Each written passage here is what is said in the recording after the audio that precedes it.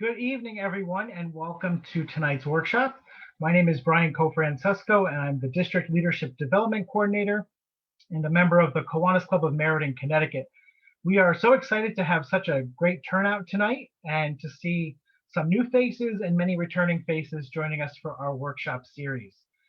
Tonight's session is Maintaining Club Momentum and Member Engagement While We are Apart, which is a topic relevant to all of our Kiwanis clubs right now as we work to persevere through this pandemic and continue to serve the kids and those in need in our communities. This is the 11th session in our virtual workshop series of weekly learning opportunities. We hope you will continue to take advantage of these free sessions every Wednesday evening at 7 o'clock, and that you will encourage others in your club to register too. You should have received notice about our workshops via email, but if you didn't, please send me an email at education@newenglandkiwanis.org, and we will take a look to make sure you're subscribed to our email list. For those of you who are joining us for the first time, we are happy to share that attending these weekly workshops counts towards interclub credit. So all you need to do is ensure that you have the minimum number of members from your club in attendance based on your club size so that you can earn credit.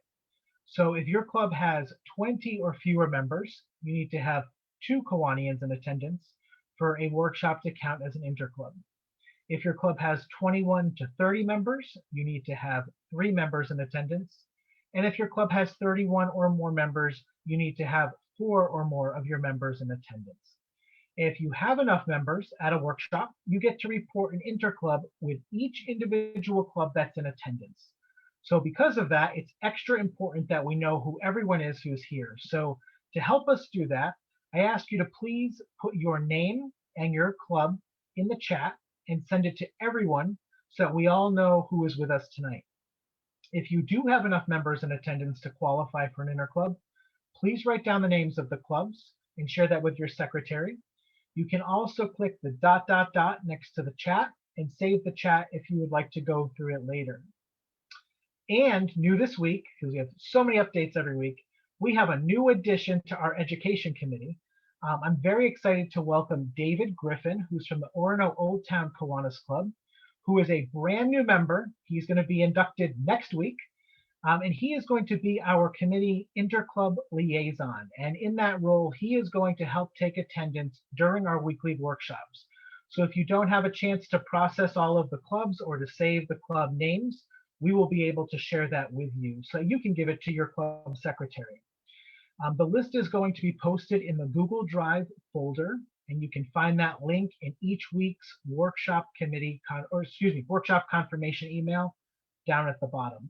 And in that, you'll be able to go week by week, find the workshop, and find a copy of David's report of what clubs were in attendance. So I hope you'll all join me giving a big round of applause to David Griffin, our new interclub liaison, who is going to help make sure that your clubs can properly report the interclubs you get from coming to join us every Wednesday. So thank you, David. Before we start tonight's workshop, some quick housekeeping.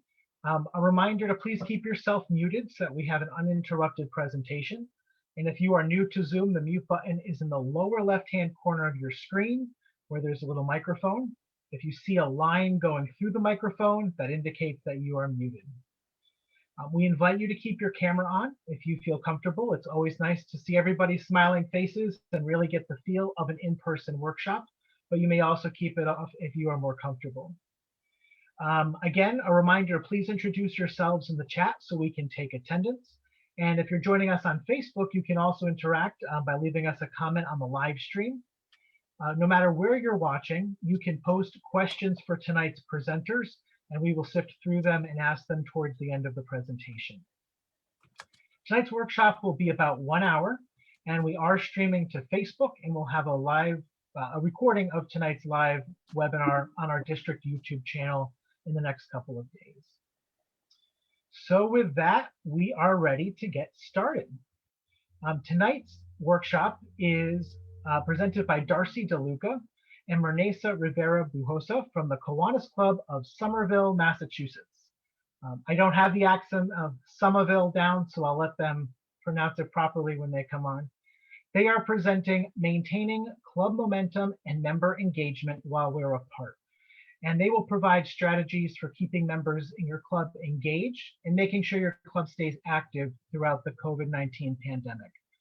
And of course, this is a topic that's touching all of our clubs right now. And it's so important that we exchange ideas and learn from each other during this challenging time.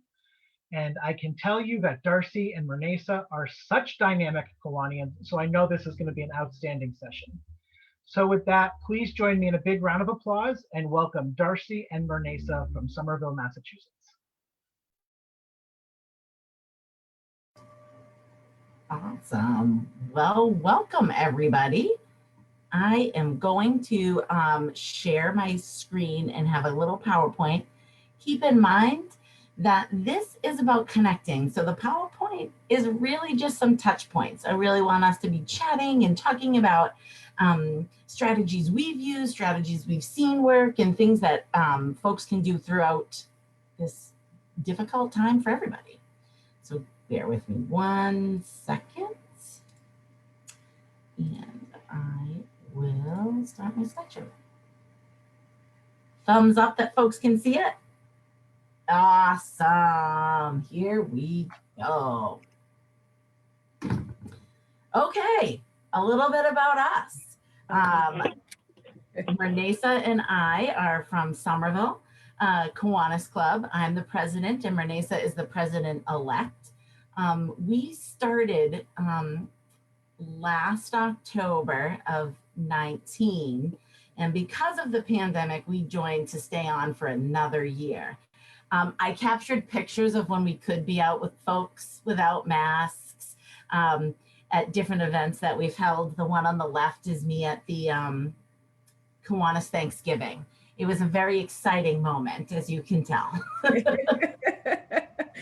We sang lots of Christmas carols. We too. do sing Christmas carols, and we have been told that it would be better if we got singing lessons, but they invite us back every year.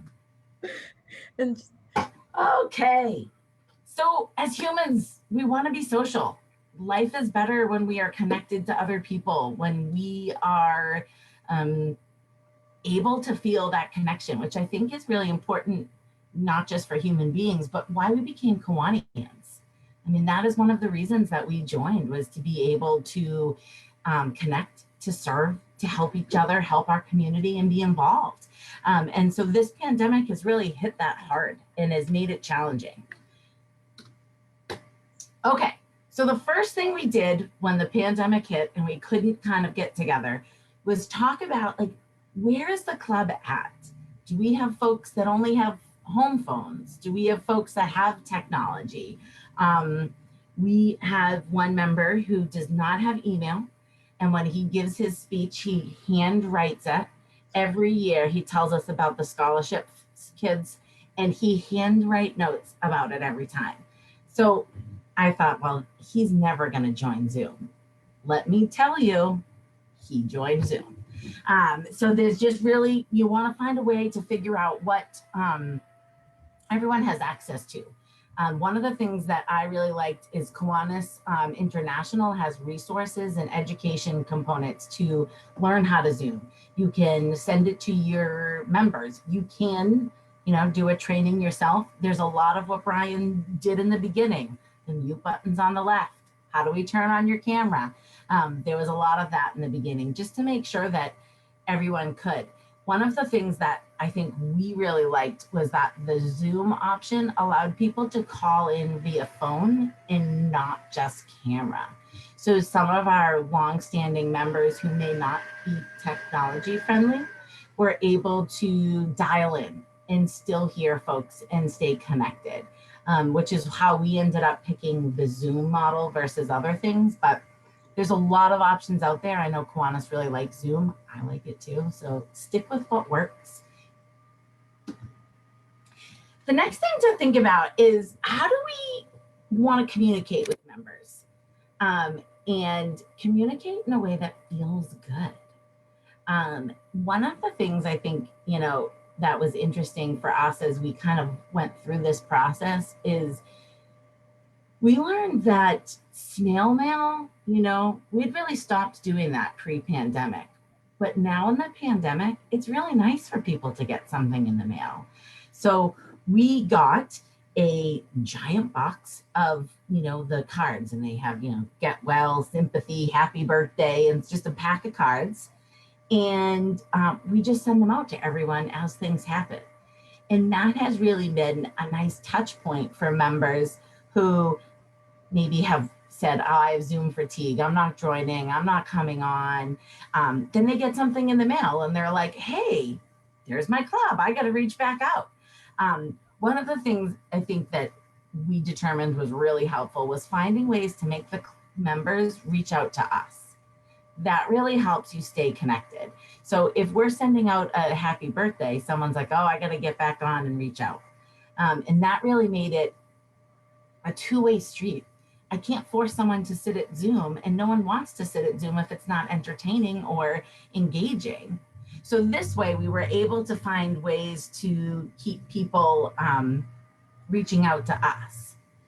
Another thing we did was some of the folks that don't maybe have email or are more phone call people, that's a lot of work for, say, the president to call and get everyone on the phone and know what's happening.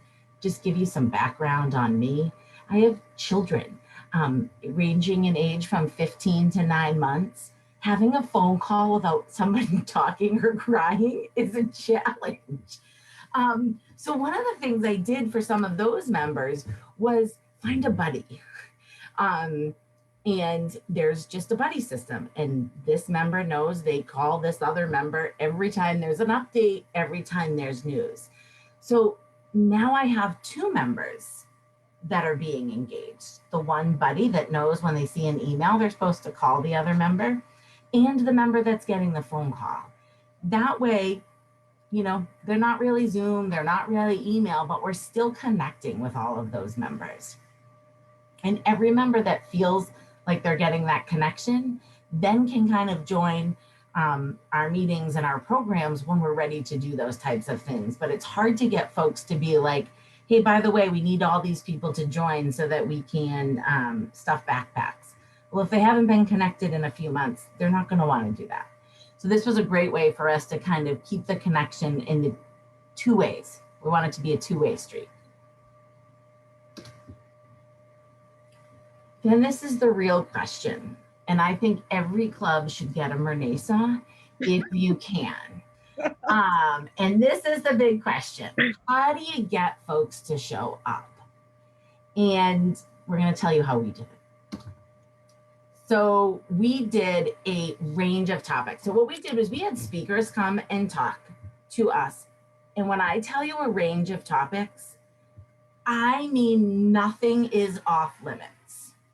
So obviously in the beginning, we had infectious disease doctors come and chat with us.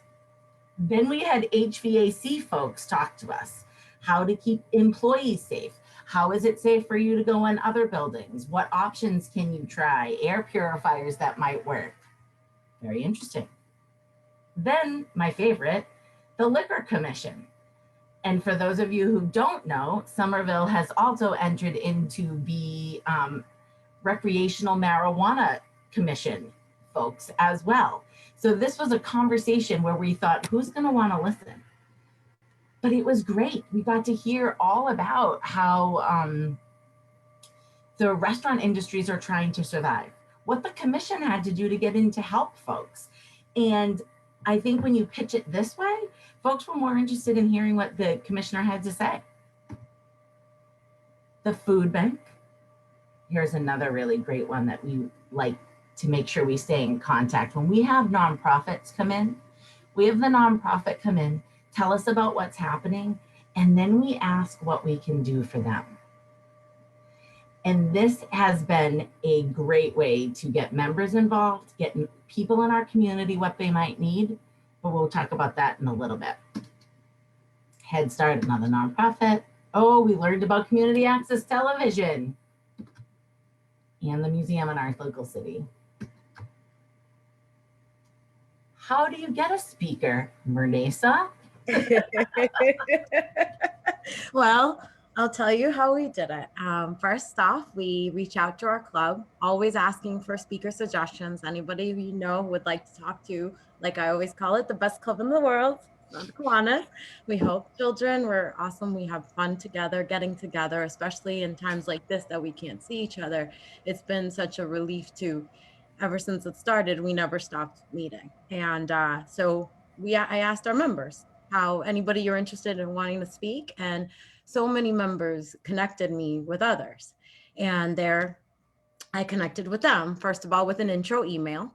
You do a very professional email asking them, welcome, come speak with us. We meet these times. We'd love for you to come to on these dates. And also make the connection with the Somerville club member who connected you, so that was huge. Other things is you reach out to the community. You think about organizations in our community who we would like to share and speak to us about their programming and ways, like Darcie said, how can we help them? Since we're unable to meet or do our activities, we want to find other ways to reach out. We can't read to children anymore because of the schools being closed. We can't go and have Thanksgiving for seniors and give them Thanksgiving food because of the pandemic. Like, how do we stay active and doing things? Well, reaching out to community nonprofits really was a way to do so, and have them come talk to us about their mission and find out ways to, how can we help them? Like a good example was with the food bank. We did not know, we thought they would need food. Well, they just didn't need food. We found out through the meetings and coming to speak to us, they needed toothpaste and toilet paper and, hygiene things. And those are things that we can order and do safely via Amazon or however. So I think reaching out to our members, looking into our programming, how we expand that, how we can help each other, as well as inviting your friends. You all have amazing friends who can talk and share their topics with us. I have a dear friend coming to speak about, the new Massachusetts Paid and Family Medical Leave Act, how it includes paternity leave now and other different requirements, things that is informative, and you schedule, make it a professional email. I have happy to email a model if you'd like, as to how I kind of do it. And then you keep following up. You send another email, you give them a call, you nudge them, like, I really want you to speak to the club, like, you love them. It's just so amazing. I mean, when we get together, we laugh, we connect, we see how each other are doing. We talk about our birthdays, we see how the health of the club is doing, just keep connecting and keeping that feedback. And then they come and join, and you tell your club, please come, let's all get together and meet everyone. We've had amazing speakers. We've had people who've helped us so much in our fundraising come and speak to us, like Rabbi Hamilton, like infectious disease doctors, that just our friends come together and discuss. And we've had great turnouts. We've had up to, I think, like over 40 people in a few of them.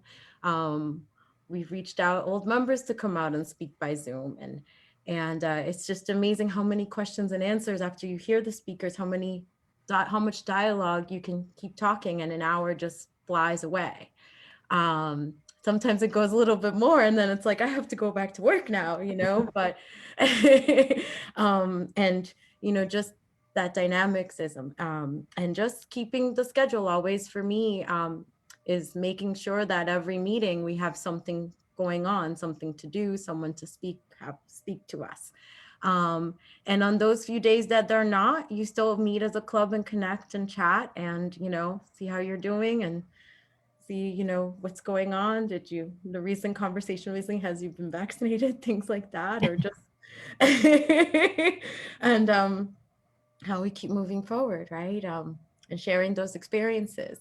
I think topics should be a wide range. Like, we started with COVID, but then we wanted to hear different things. Like, in fact, we had an author who talks about, he wrote a book about where to go during the pandemic locally, since we can't travel out of state, and that was just a member's idea. He reached out, sent him an email, sent him a couple of emails, and then I go and jump on like, hey, I'm the president-elect of Somerville Kiwanis. We'd love for you to talk to us about your book and helping us during these times in this pandemic, and how we can connect and where we can go travel. And that was such a well-attended Zoom meeting, and everyone had so many questions of where to go. And we learned so many things, so many beautiful places in Massachusetts, Maine, New Hampshire, just locally. Just take the car and go easily, and where we can go have good eats or good views, good sightseeing. And that was one of my favorites. And it was, you never would have thought, so much interesting sites we could see locally. That really, and then lots of people actually bought the book. I actually ordered it because it was so interesting. We have so many things that we can do here in the state or just neighboring states. So I think that's really kept us meeting every week. And it's a blessing. And not only that, just keeping connecting. There are some events we can still do, like our scholarship raffle Ks, Lucky K tickets, which is the money we raise is it's half a raffle, half for prizes, and then half for the students of Somerville High School. That has a raffle 3 times a year, and that allows us to keep calendaring it, right? Until something keeping going. And that actually led us to, with speakers and getting together, we did virtual happy dollars. And that's been great because with Venmo and Apple Pay and technology, we can Venmo, or send a check to the PO box, and we can do happy dollars. As to why, we all miss that, why we're happy. I'm happy that I'm going to do a happy dollar right now, or 5 happy dollars to go, because we have 70 people here, or our amazing speakers, and what they talked about. And then sometimes speakers invite other speakers. Like we have had the privilege of 2 speakers come and join us and about their topic and different perspectives of what they came to speak about. And that's, that's how we've, that's how we've kept it going. How do we get our speakers? Just follow up, reaching out to your club members, connecting with your programming as to how, the people that you work with, have them come speak with you. Like with Reading is Fundamental, having Head Start come speak with us, such as our community institutions like the Somerville Museum, or different community gems that we may not know enough about, and just having them come and speak about, inviting your friends to come speak about a topic they love, and it'd be interesting, and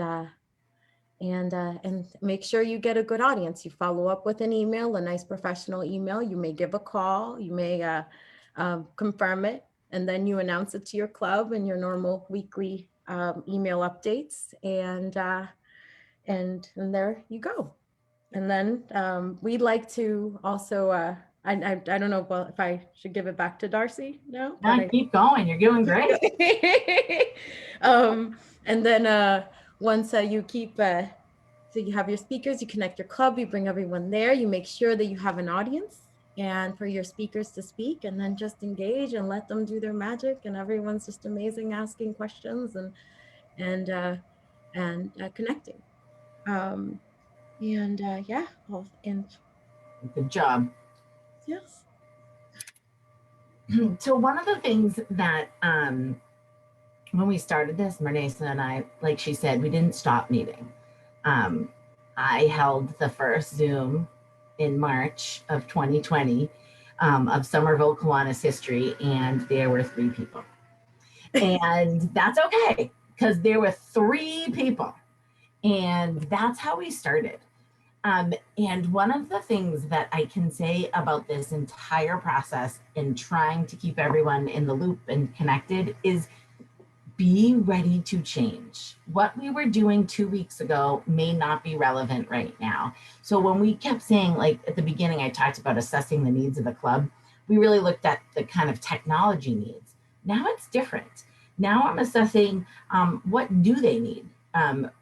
In regards to, are some folks ready to venture out of their house? We did have some summertime in-person meetings, but we never stopped the Zoom. So when we did have in-person meetings, we also had the Zoom option.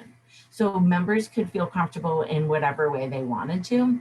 And that was really different because we had to kind of, one was outside and you had to connect the technology outside and do a little different. But it was a great way to kind of say, like, if we don't want to lose momentum, yes, some people want to meet outside, but some folks still were comfortable with the Zoom, and we were able to provide both. We didn't want to slow that down. The other thing is we talk about use Kiwanis resources. Mernaysa saying ask the club members for speakers. She's underselling how that works really a little bit. But when we get a member to bring somebody to the club, one, that member now is engaged and invested in that speaker. That member is asking their member friends saying, hey, I got this person coming. I need a full house. Everyone show up. So now the pitch to show up every week isn't from the president. I'm not sending an email saying, please show up to the meeting. We really want a full house. It's other members taking on that role and asking other members to step up. And as I'm sure you all feel in your clubs, these members are great and they're willing to jump in and help in any way they can. So when another member says, hey, come on, please help me out, it was a great way.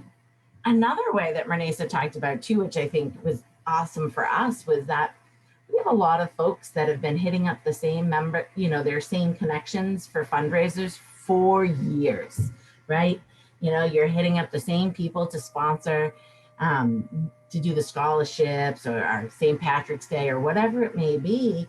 Well, now we gave a chance for those donors to be able to come and talk about something without us asking them for money. It was a really great way of kind of giving back and making them feel more part of the club. And said, I can't tell you how many speakers said, oh, I've been buying your sponsorship tickets for years, but I've never seen this many faces. So it was a great way for those folks to kind of come in.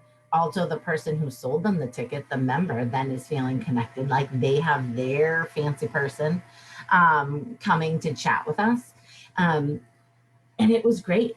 I think the biggest challenge when we were first soliciting members to send us speakers was really getting them to get that everybody has something to share. Everybody has knowledge or a skill set or just some great stories to share. I mean, we had one speaker share some really great history about Charlestown's part of Boston, right next to Somerville, and they crossed borders. And there was some amazing history about what has taken place and how those two cities have been connected and how they're shaping now in 2021.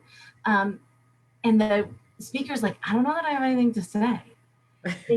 Just once you start speaking, there's just so many more and things they can share, and members ask questions, and then it's just a great conversation.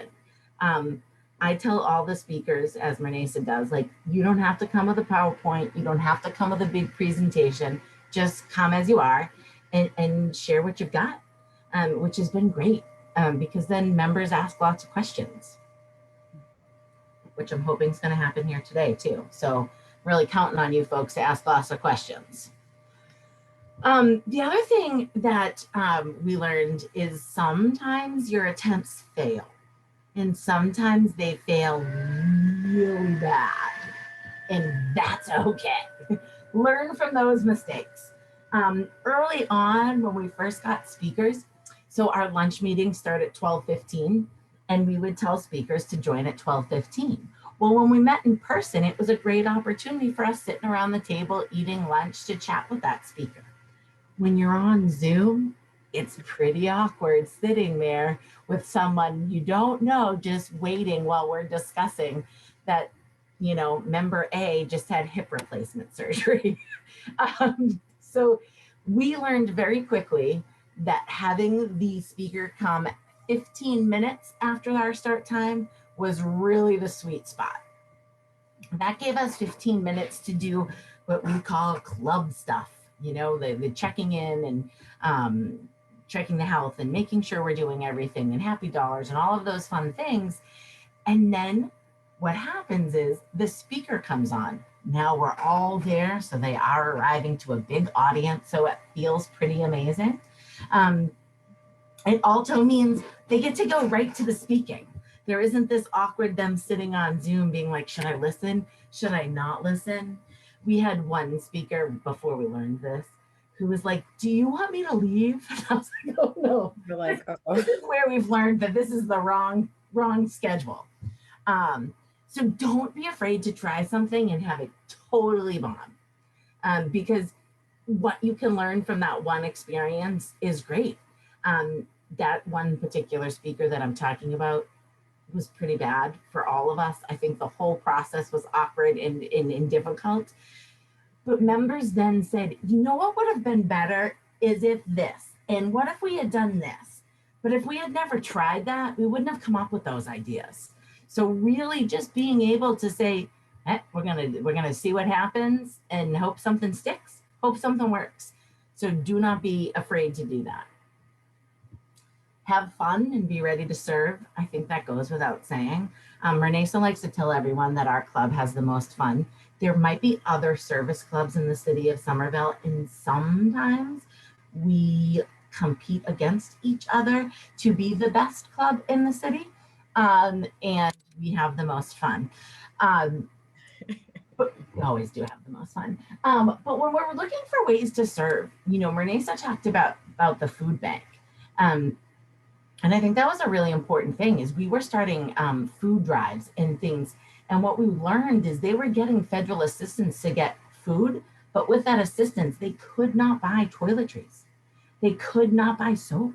They couldn't buy toilet paper. And what they needed was those donations. What then happens? The speaker talks about what they need, they leave. Instantly, I have 2 members saying, all right, I'll drive by on Thursday. Can everybody put their stuff out on their porch and I'll make the delivery? So now our members want to help. They want to get involved, but you know how. Like most people, you're stuck in your house during this pandemic saying, what can I do? Where can I go? So bringing these speakers in really gave us some insight into what could we do in our local community. Another example was we do reading is fundamental and we love to read to the kids. We have one member who usually goes in costume based on the storybook that he is reading. He's pretty high on the list of favorites. But obviously he can't go in. And so our reading is fundamental chairwoman really worked with the Head Start program, which is where we primarily do that, and talked about what do they need? What could they get? And one of the things that the program of Head Start was talking about was that they wanted another touch point with the family, another way to say, I want to do a check-in without doing a check-in. And so what we did was got them books so that they could deliver them to the houses safely. And that gave those case managers one more checkpoint, one more opportunity to be able to interact with that family, make sure they did have what they need. Because sometimes for families to say what they need over phone or email didn't feel comfortable. But when folks could show up to the home, even though we did everything safely, 6 feet, masks, all of those things, these case managers were able to kind of have that extra touch point. And they wouldn't have been able to do that if we didn't have the books to send them. So it really is a great way for us to kind of ask the question different. How can, reading is great. Giving out the books that we do all the other years is wonderful. But what do they need right now? And so we learned not just to hear the speakers, but to ask the questions. Really ask, what do you need? What can we do? And that's not just for local nonprofits that are providing services to our community. Some of the other things, of course, we asked the infectious disease doctor, what can we do? His response was pretty standard: wear a mask, stay home, and stay 6 feet apart. But that's okay, because it was great. It was a really great way for our club members to get informed about a subject matter they wanted to know about, but also ask questions. It made the speaker feel special. He happens to be a very nice donor to the Somerville Kiwanis Club and makes donations all the time. So he felt honored and special to that he got to come in and speak. And during a pandemic, an infectious disease doctor's schedule is pretty busy. So we were pretty appreciative that he was able to take the time out to kind of talk to us and make, listen to some of our questions, because some of our members have, I'm assuming like most clubs, the age range of the members is vast. And folks want to, have different questions and different needs. Another thing we did is we came together as a club we unfortunately lost some members this year to COVID, and it was a challenging time. And what we wanted to do was kind of find a way to get together and get everyone together. And what we had was a speaker who was a former member's son come and talk about, they happened to work for an ambulance, and they were talking about the ambulance and what they have done throughout the pandemic, but then started talking about what the club had meant to his parents, what the club gave his parents, which was an amazing thing for our members who were really struggling with the loss of other members. But to hear that those members mattered and made a difference in this child's life, not just their life, the member's life, but the next generation. And so it was a really moving and healing moment, I think, for our club to be able to kind of hear those things from somebody else. You know, we all want to do great things, and we all want to leave an impact. And I think that's part of the reason we're, become Kiwanians, is to be able to give back, and to hear from them was a really great opportunity for us. I can't say it enough, but I'll keep saying it. Find a way to talk to your members in any way that works, but don't do it yourself. Get a team of folks. The card sharing, writing out those cards. One member said, I can do that. I can handle that part. That's great. So now we have more members participating in the connection efforts and the reach out efforts, and more members responding back. And I think the challenge that we were facing in the very beginning was it was me sending lengthy emails to everybody. Okay, here's what's going on. Here's what you should do now. They stopped reading my emails, really stopped reading my emails. So one little trick I did learn is that you want to send a little hidden message somewhere in that lengthy email. So we have a member who reached out during the pandemic and said they will always be connected, but they are not joining Zoom. They are protesting Zoom. So of course, I had to call out that member in my lengthy email in the middle. And I got 5 responses back from members saying, you called them out in the email. I did, but that was a great way for people to kind of change the subject, to make it fun, make it something different, because we're all saying the same stuff, hearing the same things. So it's nice to just do something different.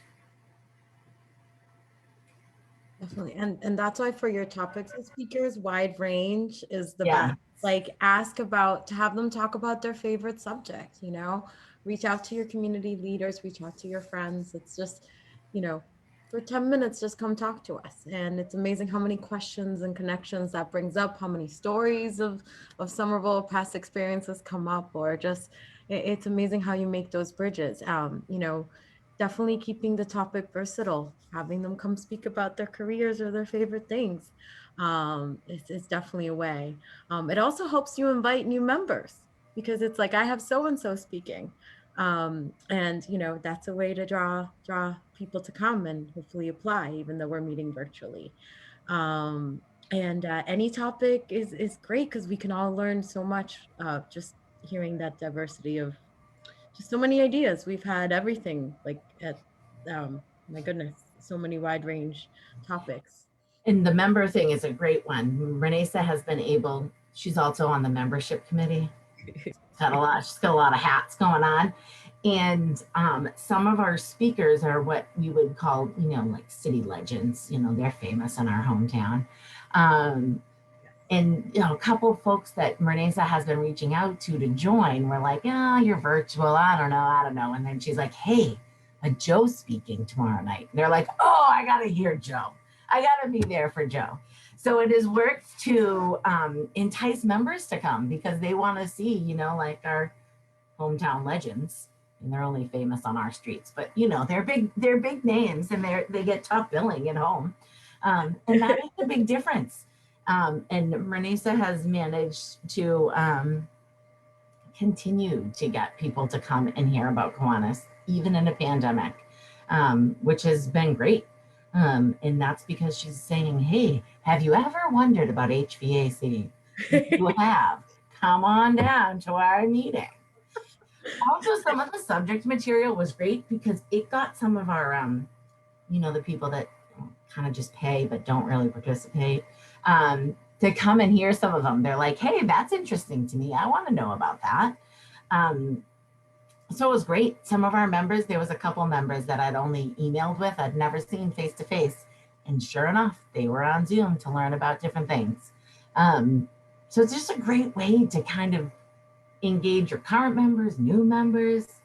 Yeah. But don't do it by yourself. You've got to enlist help from your members. You've got to enlist help from your members, because that's what gets the buy-in. If Mernaysa and I made a list of folks to talk to us all the time, while it would be very interesting because we like to hear all kinds of stuff, it wouldn't necessarily draw the whole crowd. I know members who have said like, oh, I wasn't going to come today, but Mernaysa said she really wanted a full house today and I couldn't let her down. So I showed up. And once they're there, then we're in, right? Everyone's engaged, everyone's talking about it. But if I sent out the thing, they would say, oh, the president's sending us another email about attending another meeting. But when it's other members doing that, it makes a huge, huge difference, because they feel that connection to each other. And also the thing I really like about Zoom is that we can talk about folks who haven't been there in a while. Sometimes you like to say, oh, that's what you look like. And we can capture it. One of the things we've really done is we try every once in a while to put on Facebook this big Zoom picture, right, of all of our faces. Trying to get everyone to look at the same time is a challenge, and I have not figured that out. So if anyone has any tips, please let us know. There's always one member that says, how did you post that picture? But it's just a great way for us to be like, this is who is here. We look like the Brady Bunch all on this Zoom, but we are here together, and just, it's great. It really has been a wonderful thing for our club. We've been able to stay connected to members that we maybe wouldn't have been able to had it not been that. We have a couple snowbirds as members. So all winter, we don't see them as they spend it in much warmer climates. But they were able to stay connected a little bit more this year, because it was via Zoom. And instead, normally we get these, emails, I'm coming back in a few months, but not until all that snow's gone. And they were able to, sit out on their porch in their shorts and talk to us via Zoom. So it really gave us kind of this gift that we weren't thinking we needed about ways to stay connected with new members and older members. So it was a great way to kind of get everyone involved. Definitely like it. Let's even though it's sad to meet virtually, there's a lot of advantages. It's easier than coming to a restaurant in the middle of your workday. So take advantage of that and getting everyone connected. As well as like being Kiwanians, we all have connections and community roles, and we all are part of clubs and everything we do. Ask those club members to come talk to you, best club in the world. We help kids. That's what we do. And and then you get so excited and people like may join or keep coming to meetings and things like that.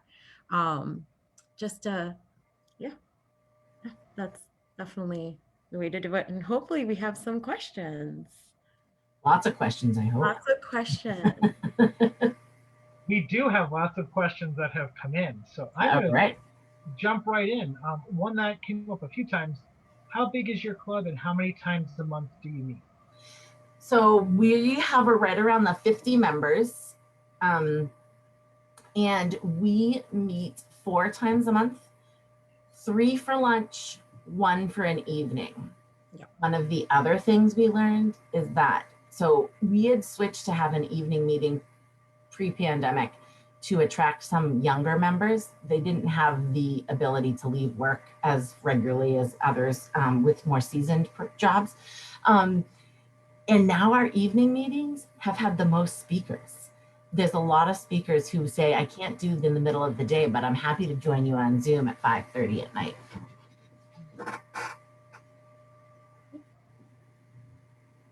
Excellent. I really appreciate your point that sometimes your meetings may fail, and that's okay. Do you have suggestions for how to keep members positive or enthusiastic if you have a poor turnout for a speaker?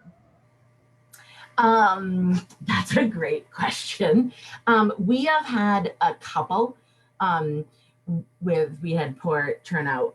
One in particular is one of our programs. We offer a historical perspective program in the schools of Somerville. Every year they come and do reenactments. And the folks who put that on came, and we had a pretty low attendance, which was a bummer because that program's great and everybody loves that program.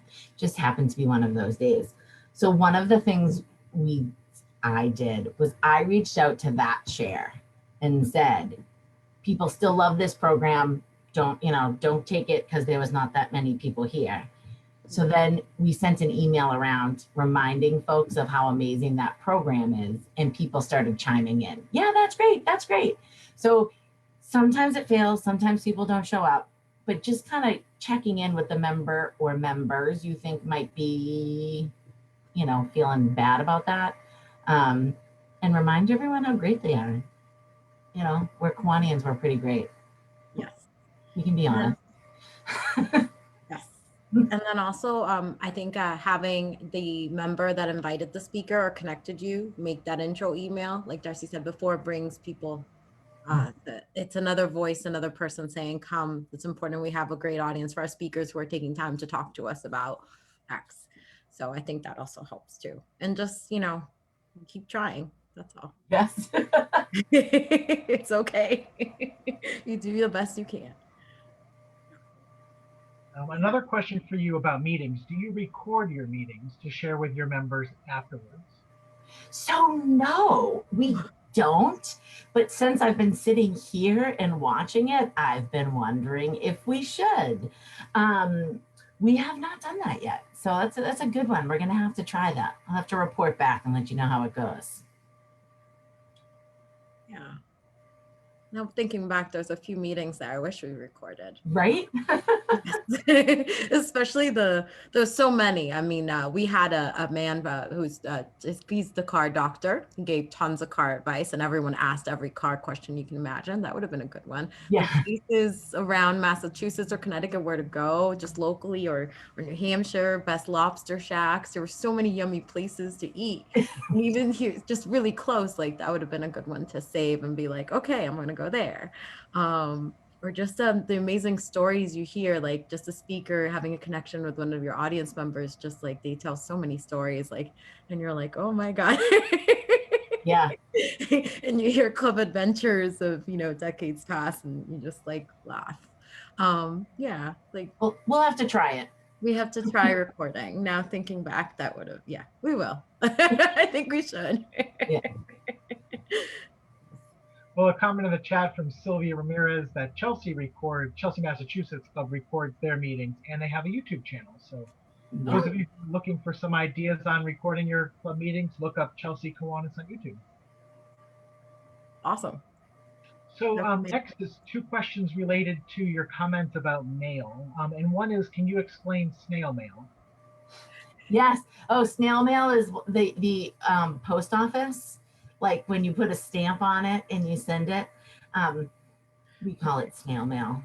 I didn't know that wasn't universal. That's for birthdays, get wells, sympathy cards, just somebody's going through a tough time, just take a moment and put a stamp on it. It makes people happy. They may join in or just say thank you. Yeah. Some of the things that that people might have done happy dollars, we reached out. We had a member whose son graduated college while we were during the pandemic, right? So we were able to send a nice card like, parents achieved that success too. Let's celebrate that. Or grandkids, new births, things like that, that you get to, in addition to do it virtually, send a card. Yeah. Well, building off of that, another follow-up question was, do you also send Kiwanis news or reminders via snail mail? So we don't, but when I talked about assessing the club, where your needs were, we kind of did like a quick overview. What was everyone have? What was the best way to do that? What could we reach out to folks for?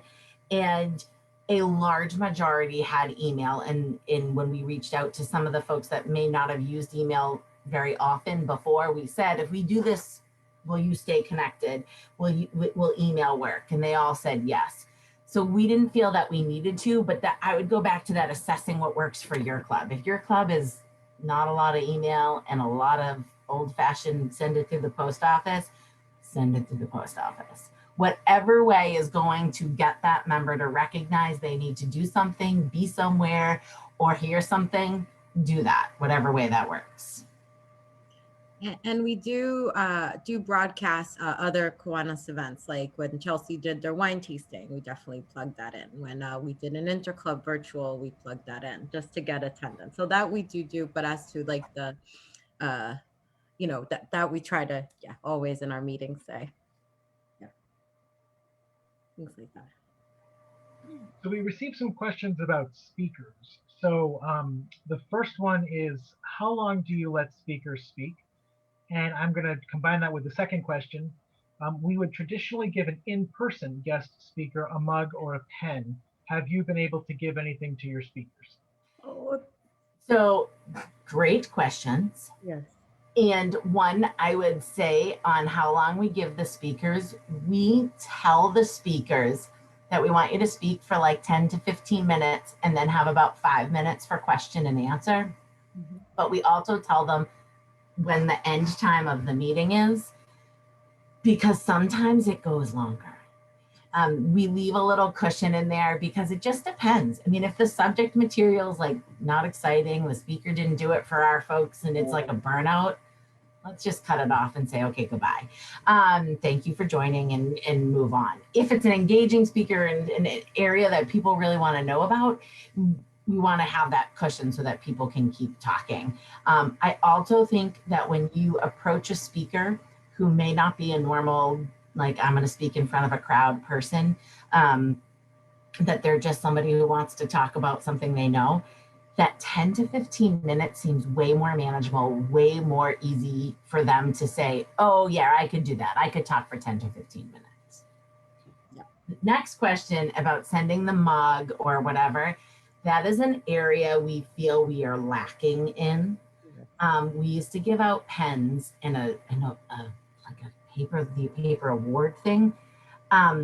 We are not doing any of those things other than sending a thank you email after the fact. We just haven't found a way to make it work. It feels awkward sending a pen later, and there's no ceremonial handing of goods. So no, we really haven't done that yet. It's a great suggestion and something, I mean, maybe the certificates we used to give, maybe mailing them out. One of our speakers brought up that we had had them speak a while ago, like years ago, and they brought it up and we're like, oh, we should maybe do that again. She pulled out the award from the 90s that we had given her for coming to speak to the club. Yeah. I almost fell over. Yes. It was like, oh my God, we have to do that. That actually happened recently. And I think that would be a nice plug, definitely. And we've had some speakers come speak more than once. They like it so much they can volunteer. And we're like, sure, we try to keep it spread out when that happens, but that they deserve, I think all our speakers, we should probably get on that. That's a great idea. And yes, good question. So someone also asked on the topic of speakers, you have such a robust speaker base. Do any of them end up joining your club? Yes, they do. Once again, throw it at Mernaysa, who got a speaker to come back and speak twice, but about 2 separate areas in the community they work on. And we're counting that as 2 meetings. Because we're really excited for them to want to join. But that really is the answer, is like, sometimes we've asked speakers to come because we think they might want to join the club. And that way, then they're in, right? It's easier to talk about yourself instead of saying like, well, I don't know, I might want to join your club. What do you do? And let them talk about themselves or their work or their passions or whatever it is that they're doing.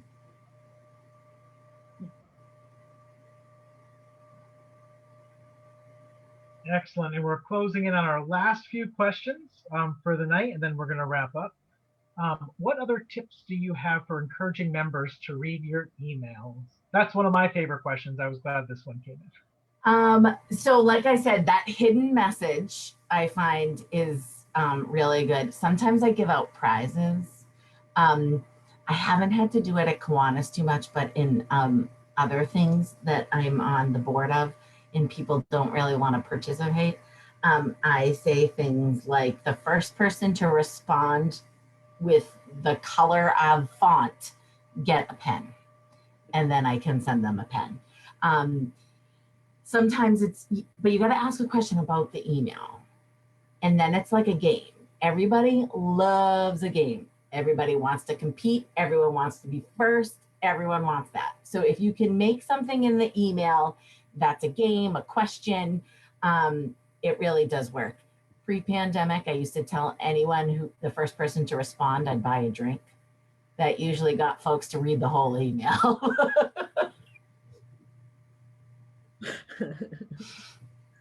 That and like key points, maybe like keywords on the subject line, like the name of the speaker or speaker today, or and the name. So especially if you know it's somebody the club, a lot of people know.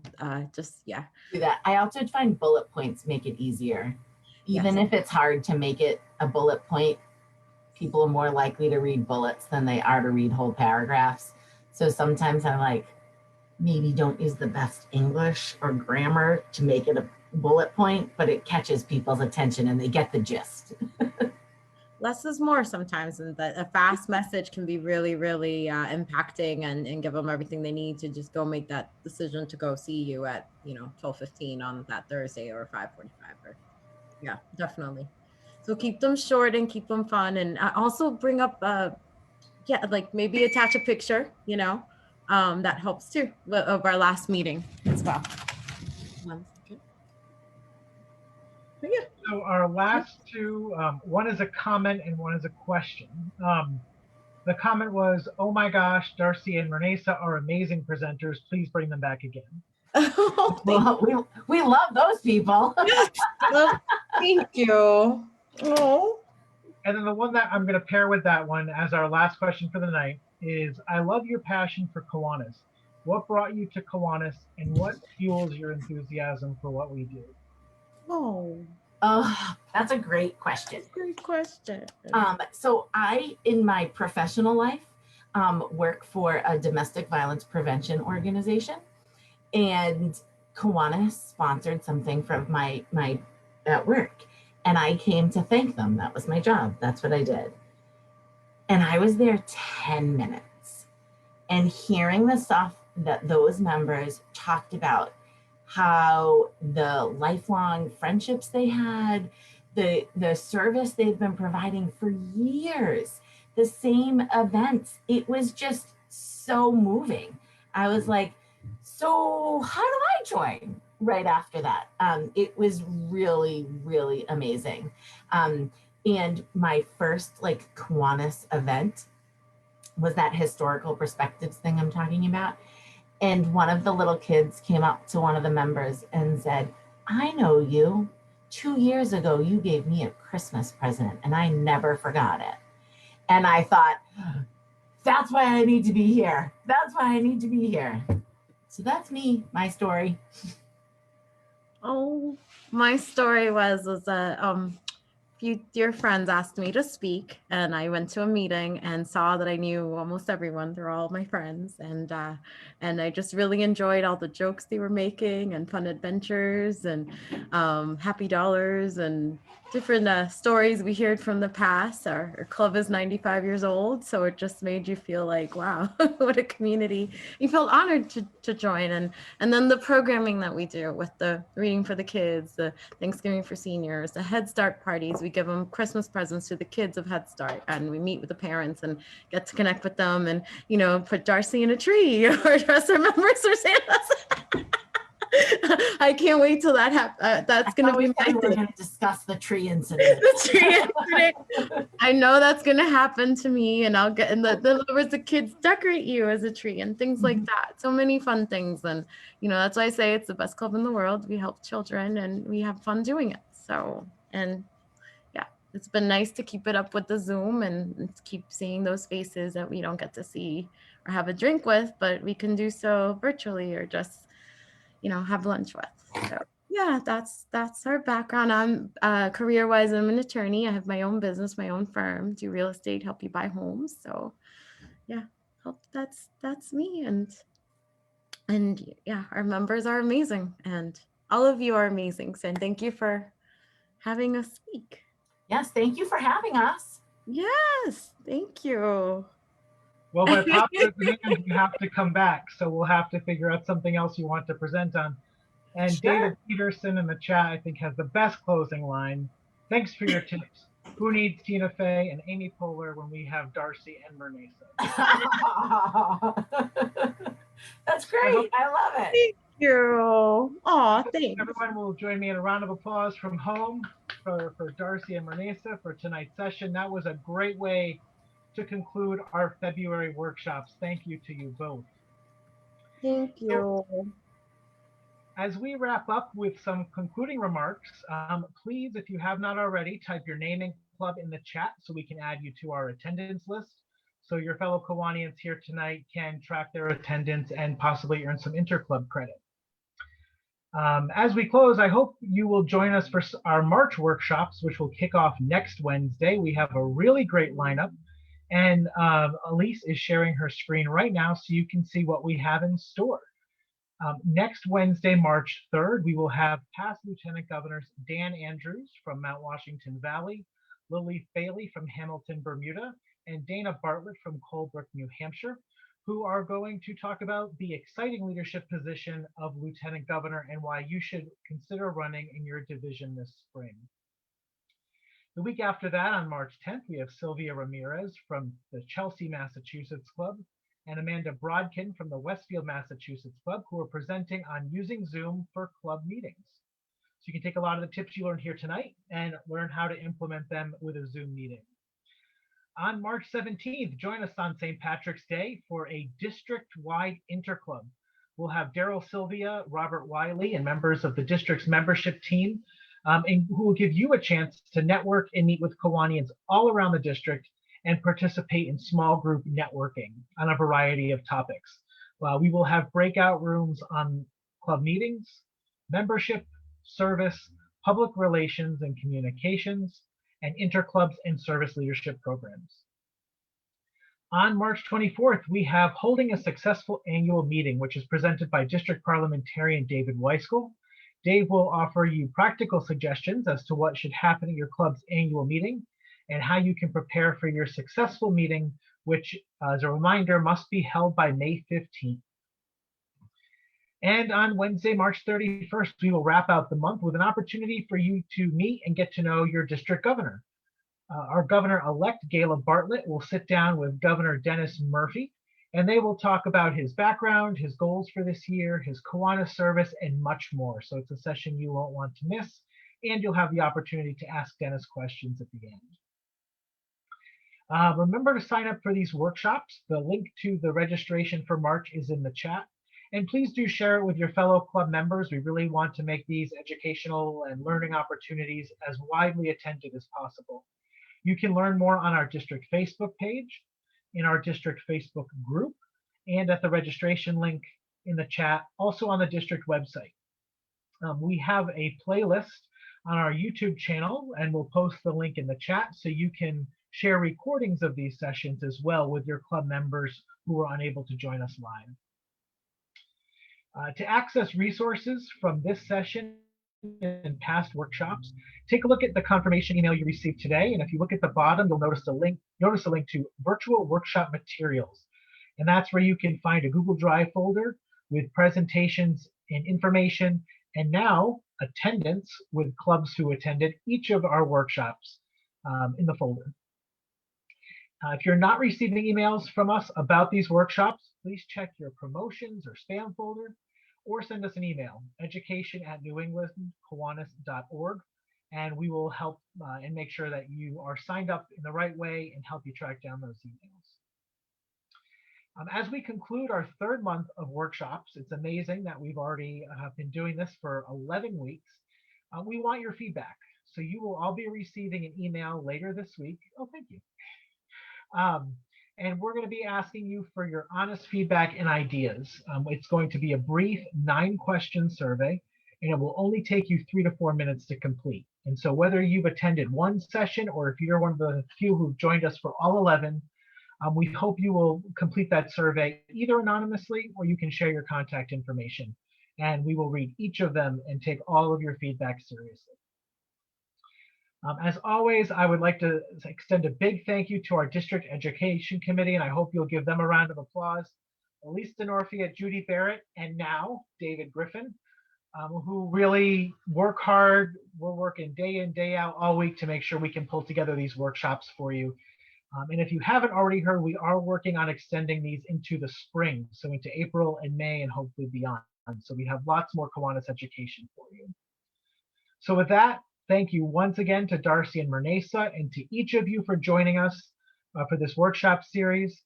We hope to see you next Wednesday for our session on serving as a Lieutenant Governor. So as always, stay safe, be well, and thank you all for being Kiwanis. Have a great night.